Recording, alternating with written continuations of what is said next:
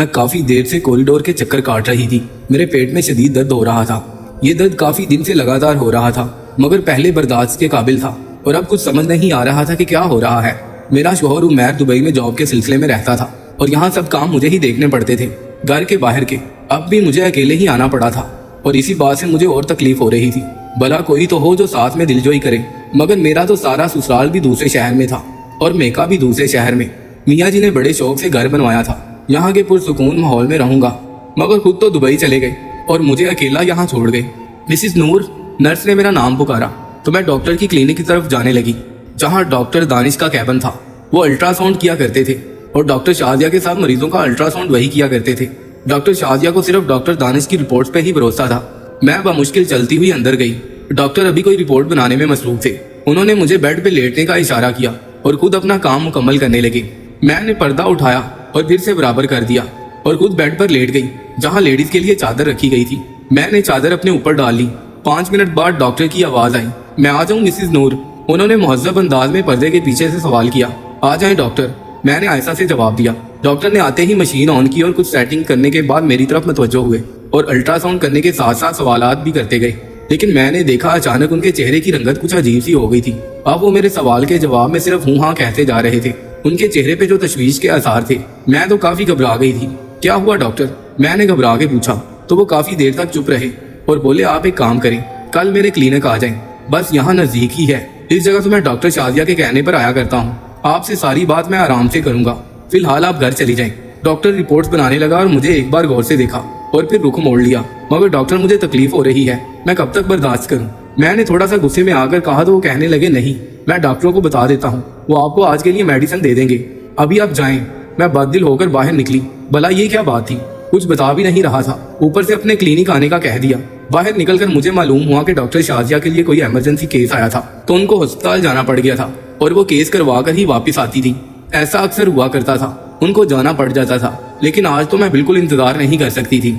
मैंने नर्स को कहा कि मेरा दर्द से बुरा हाल है, प्लीज मुझे कोई दवाई दे दें। तो उन्होंने डॉक्टर से फोन पर राब्ता किया और फिलहाल के लिए चंद दवाई दे दी और मैंने फार्मेसी में ही पानी की बोतल लेकर वो गोलियां निकल दी ताकि कुछ तो फर्क पड़ जाए। घर वापिस आकर मैं बहुत रोई। ये भी क्या जिंदगी थी मेरी?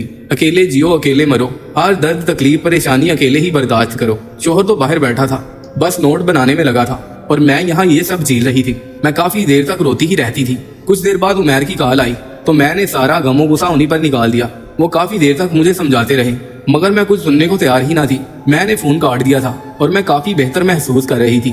शायद दवाई ने भी असर किया था, जो दर्द भी कम होते होते खत्म हो गया था। अब मुझे सुबह फिर जाना था डॉक्टर दानिश के क्लिनिक। इन्हीं सोचों में मुझे नींद आ गई। मैं सुबह उठी तो मेरा मूड बहुत फ्रेश हो रहा था। मुझे लग रहा था कि मुझे आराम की दवाई भी दी थी डॉक्टर ने, तभी तो मैं सुकून से सोई हुई थी और दर्द भी कम था, मगर फिर भी हो रहा था। मैंने मुलाजमा से नाश्ते का पूछा तो वो जल्दी से मेरा मनपसंद नाश्ता बना लाई। मुझे भी भूख लगी हुई थी और इसी तरह रोजमर्रा के कामों में शाम हो गई और मैं डॉक्टर के क्लिनिक की तरफ जाने को तैयार हो गई। कुछ ही देर में मैं वहां पहुंच चुकी थी। डॉक्टर ने मुझे क्लिनिक में बुलाया और बैठने का कहकर दरवाजे को बंद कर दिया। मैं बेचैन हो गई कि उन्होंने दरवाजा क्यों बंद किया है और वो जल्दी से भागते हुए मेरे पास आए और जो कुछ उन्होंने मुझसे कहा, मेरे तो होश ही उड़ गए। मेरा नाम नूर है और मैंने एक खुशहाल घराने में आंख खोली थी और जैसे मैं सोने का चमचा मुंह में लेकर पैदा हुई थी। बाबा को लगता था कि मैं उनके नसीब खोलने आई हूँ। मैं जैसे ही पैदा हुई, बाबा को एक बहुत बड़ा कॉन्ट्रैक्ट मिला था। वो तसव्वुर भी नहीं कर सकते थे और इसी प्रोजेक्ट की वजह से वो कहां से कहां पहुंच चुके थे। उनका छोटा सा कारोबार अब बहुत फैल चुका था। मेरे बाबा मुझे प्यार से नूरी कहकर बुलाते थे। मैं बहुत लाड प्यार में पली बड़ी थी। रुपए पैसे की कोई कमी नहीं थी, मगर मेरी जवानी की तहलीज पर कदम रखते ही मुझे एक अजीब सा एहसास हुआ था। मुझे महसूस होता था कि हमारे घर में कोई ऐसा राज छुपा है जो मुझे कभी मालूम नहीं हुआ था, मगर कुछ तो था जिसकी पर्दादारी थी। मैं बाबा और मामा को कई बार अकेले में किसी बात पर बहस करते हुए देखा करती थी, मगर वो मुझे देखकर खामोश हो जाया करती थी। मैं चाहकर भी उनसे ये राज मालूम नहीं कर पाई थी। कॉलेज के बाद जब मैं अपनी छुट्टियां गुजार रही थी तो मैंने नोट किया, बाबा के घर से जाते ही मामा ड्राइवर को गाड़ी निकालने का हुक्म देती और उनके साथ कहीं चली जाती। पहले तो मैंने गौर नहीं किया, मगर फिर एक दिन जब मैंने पूछा तो मामा हड़बड़ा गई और कहा, नूर बेटा, मैं जहाँ जाती हूँ वो मैं आपको नहीं बता सकती। उनकी इस बात पे मैं अजीब नजरों से उनको देखने लगी। मामा, ऐसी क्या बात है जो आप मुझे नहीं बता सकती? मैंने अचंभे से कहा तो उन्होंने बड़ी फीकी सी मुस्कुराहट के साथ बोला, नूर तुम परेशान ना हो, मैं बस अपने दोस्तों से मिलने चली जाया करती हूँ, घर में रहकर बोर हो जाती हूँ। उन्होंने रुख मोड़कर बमुश्किल कहा, मामा ये क्या बात हुई? भला अपने घर में कौन बोर होता है? और अब तो मैं भी घर पे होती हूँ। मुझे शदीद हैरत होने लगी थी। भला ऐसी भी क्या बात थी? वो अपनी इकलौती बेटी के साथ वक्त गुजारने के बजाय दोस्तों के पास चली जाती थी। मेरी बात पे वो बस सर झटक कर वहां से चली गई और मुझे बहुत तकलीफ हो रही थी उनके ख्यालात सुनकर। जबकि बाबा तो जब भी घर में होते बस मेरे ही आगे पीछे फिरा करते थे और उनकी हर मुमकिन कोशिश हुआ करती थी कि वो मेरी हर ख्वाहिश पूरी करें।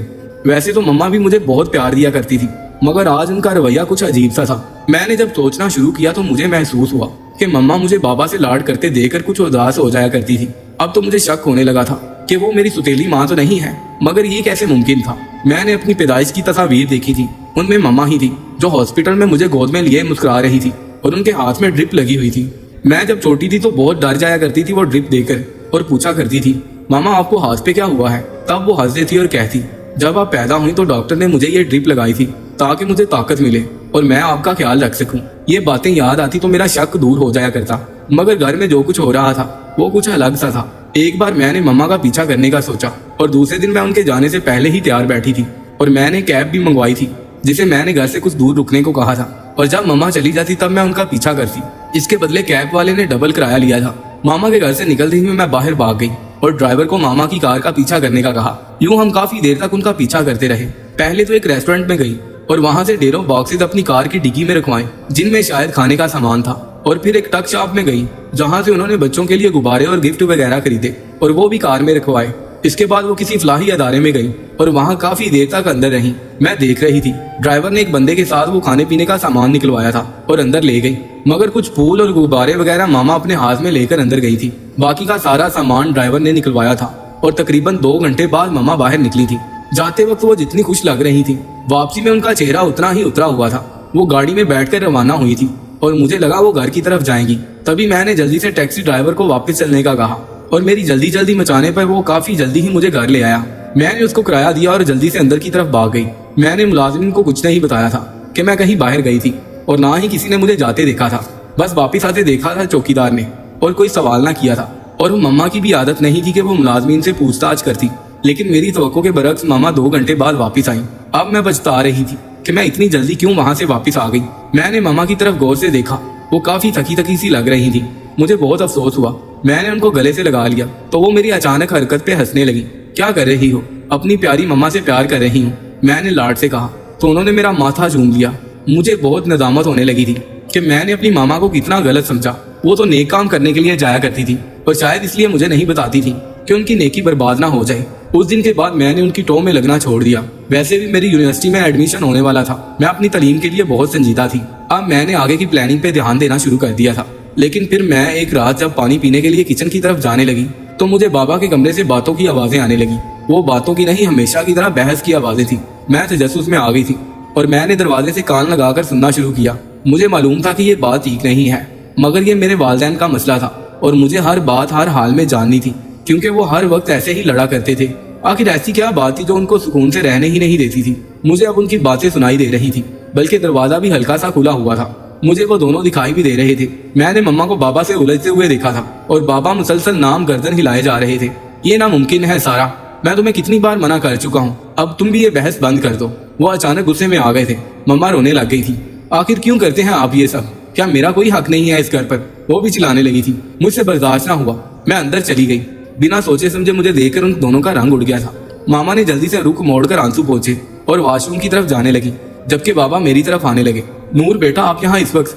बाबा काफी बुखला गए थे और मेरे शानों पे हाथ रख के मुझे सोफे पे बिठाया। ये सब क्या हो रहा था बाबा? आप लोग क्यों इस तरह लड़ते रहते हैं? आज मैं भी सब जान लेना चाहती थी। कुछ नहीं गुड़िया, ऐसी कोई बात नहीं, बस आपकी मामा की तबीयत कुछ ठीक नहीं है। मैं उनको यही समझा रहा था कि डॉक्टर के पास चलते हैं, मगर वो मान ही नहीं रही। अब देखो, इस बात में मुझे गुस्सा तो आएगा ना। वो मुझे बहलाने लगे। बाबा क्यों झूठ बोल रहे हैं आप? मैंने उनके हाथ में अपना हाथ रखा तो वो नजरें चुराने लगे। आज की बात नहीं है कि ऐसा हो रहा है। मैं तकरीबन रोज ही आप लोगों को झगड़ते हुए देखती हूँ। मैंने महसूस किया मामा दिन ब दिन कमजोर होती जा रही हैं। कोई बात उनको खाए जा रही है। प्लीज आप मुझे सब बता दें। मैंने बाबा को ये सब कह तो दिया था, मगर उनका उतरा हुआ चेहरा देखकर मुझे रोना आ गया। बाबा, आई लव यू। मुझसे आप लोगों को ये उदास नहीं देखा जाता। प्लीज मुझे सच बता दें। मैं अचानक फूट फूट कर रो पड़ी और बाबा ने मुझे अपने सीने से लगा लिया। मुझे महसूस होने लगा था कि उनके आंसू भी मेरे बालों में जज्ब हो रहे थे। मेरा दिल और भी दुखने लगा था। आज मैंने अपने हंसते मुस्कुराते बाबा को भी रुला दिया था। कुछ देर बाद मामा भी वॉशरूम से निकल आई थी और मुझे अब तक वहां बैठा देखकर चूक गई। नूर, आप अब तक यही हो बेटा? चलो अपने रूम में जाओ, बाबा को परेशान मत करो। वो मेरी तरफ लपकी और मेरा हाथ थाम कर उठाने की कोशिश की, मगर बाबा ने मुझे थाम लिया था। सारा, अब हमारी बेटी इतनी समझदार हो गई है कि अपने माँ बाप का दुख समझ सकती है, बाबा ने आप दीदा होकर मामा से कहा। तो मामा फिर से रोने लग गई और मैं बस अक्का बक्का उन दोनों को देखे जा रही थी। आखिर ऐसा क्या राज था कि वो दोनों रोए जा रहे थे। मेरे दिल में अजीबो गरीब ख्यालात उभरने लगे थे और मैंने जल्दी से मुंह खोला, बाबा मुझे जल्दी से बता दें, मेरा दिल बैठा जा रहा है। फिर बाबा ने जो बताया वो मेरे लिए बहुत बड़ा धचका था। मैं ख्वाबों में भी नहीं सोच सकती थी कि ऐसा हो सकता है। बाबा ने बताया, मामा और बाबा आपस में फर्स्ट कजन थे। उन्होंने अपनी पसंद से ममा से शादी की थी। वो दोनों एक दूसरे को पाकर बहुत खुश थे। फिर शादी के 3 साल बाद उनको एक बेटा पैदा हुआ जो कि बहुत खूबसूरत और बहुत प्यारा था। वो मुझसे 5 साल बड़ा था। उन्होंने उसका नाम आदिल रखा था। वो जब पैदा हुआ था तो बाबा ने बहुत बड़ा जश्न मनाया था। बाबा के तो पैर जमीन पे ना टिकते थे। बाबा और मामा अपनी इस छोटी सी दुनिया में बहुत खुश और मुतमईन थे कि एक दिन आदिल की तबीयत अचानक खराब हो गई और जब उन्हें डॉक्टर के पास लेकर गए तो काफी देर हो चुकी थी। डॉक्टर ने बताया कि उसको स्ट्रोक हुआ था, जिसकी वजह से उसके दिमाग की रगें मुतासिर हो गई थी। अब वो बहुत कमजोर हो चुके थे, हिलने जुलने से भी कासिर थे। बाबा ने उसके काफी टेस्ट करवाए, मगर जब उन्हें असल बात मालूम पड़ी तो उनके पैरों तले से जमीन निकल गई थी। जब शहर के सबसे बड़े डॉक्टर ने उनको बताया कि आपके बच्चे को स्ट्रोक नहीं हुआ है, बल्कि ये तो पैदाइशी मजदूर है, इसका कोई इलाज नहीं है, वजनी ज़ाब्ता डॉक्टर ने अफसोस से कहा। बाबा तो जैसे ये बात सुनकर टूट चुके थे, मगर डॉक्टर साहब कोई तो इलाज होगा, मैं सब कुछ करने को तैयार हूँ। देखिए, मैं आपको मशवरा देता हूँ कि अब आप दूसरा बच्चा पैदा करने की कोशिश ना ही करें तो अच्छा है, क्योंकि आपकी कजन मैरिज है। जैसे कि आपने बताया कि आप दोनों के वालिदैन भी कजन मैरिज थी, तो ये सब इसी वजह से है। कजन मैरिज अगर 3 नस्लों तक ट्रांसफर होती रहे तो कई कॉम्प्लिकेशंस हो जाया करती हैं, जैसे कि किसी को तो औलाद ही नहीं होती, किसी को होती है तो जिंदा नहीं रहती, यहाँ कोई दिमागी खलल या फिर कोई और बीमारी लग जाती है। आपके साथ भी बदकिस्मती से यही हुआ है। डॉक्टर की बात सुनकर मम्मा और बाबा बिल्कुल टूट चुके थे।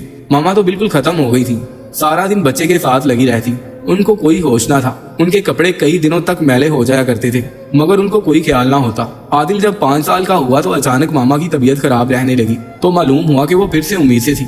बाबा सख्त तैश में आ गए थे। उन्होंने वो बच्चा गिराने की बहुत कोशिश की, मगर मामा की जान को खतरा था और यूं मैं इस दुनिया में आ गई, और वो भी बिल्कुल सही सलामत। उन दोनों के दिल में जो खदशात थे वो सब अपनी मौत आप मर चुके थे। मुझे पाकर जैसे उनको नई जिंदगी मिल गई थी, मगर मामा अब भी आदिल के लिए बेचैन रहा करती थी, और उनका हल बाबा ने ये निकाला कि उसे एक फलाही इदारे में भेज दिया। बाबा ने उनको ढेरों रकम दी थी और बाई के लिए मखसूस कमरा भी तमीर करवाया था और जरूरत की हर चीज मुहैया की थी। अपने खास मुलाजिम भी उनकी देखभाल किया करते थे, मगर मामा इस बात पर राजी नहीं थी। उनका दिल खून के आंसू रो रहा था जब बाबा ने जबरदस्ती आदिल को वहां भिजवाया था ताकि मुझ पे कोई गलत असर ना पड़े।